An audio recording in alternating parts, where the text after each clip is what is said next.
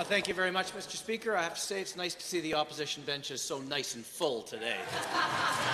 Over the past few days, the Premier has mused about buying a stake in the Kinder Morgan pipeline, up to the point of purchasing the entire project, and the Deputy Premier has doubled down on that again today. So I'm glad to see the province is willing to do what it takes to move this important project forward, but I am concerned that the Premier has painted us into a corner. This morning, Federal Finance Minister Bill Morneau said any talks about investment should be held behind closed doors to the Premier.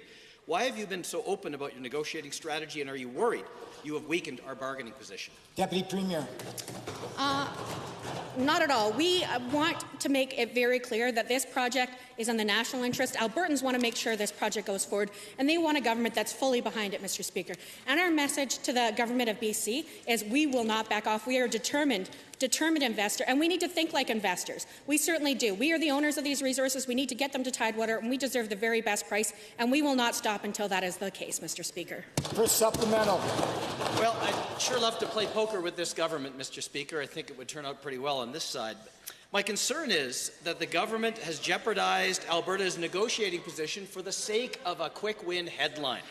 Again, I am broadly supportive of doing whatever it takes to ensure the Kinder Morgan expansion project is built, but I am genuinely worried that this government has overplayed their hand. To the Premier, is there any scenario where you will take a lesser stake, or are we boxed in already and committed to buying the entire project? The Honourable Deputy Premier. I want to invite the honourable member to play poker with myself and the Labour Minister. In fact, we'd be happy to take that call.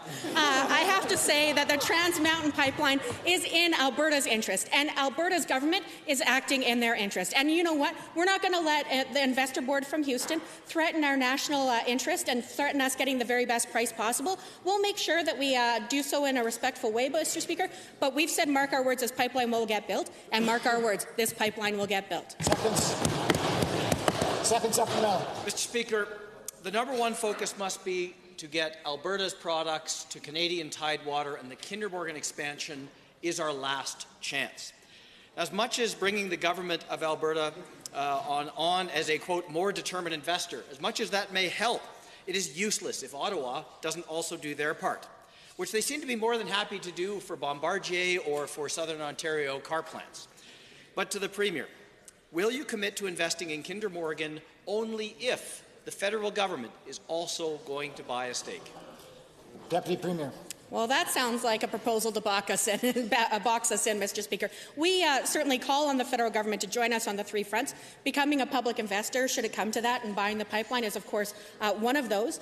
Second one is joining us as interveners in the court challenges that are continuing to be successful in the government of Alberta. And three is making sure that the province of British Columbia knows the kind of pain they're inflicting on Alberta by joining us and reciprocating that same behaviour to the people of British Columbia, Mr. Speaker. Why that isn't our primary hope, we hope to get the pipeline built. We need the federal government to be partners, and we call on them to do that.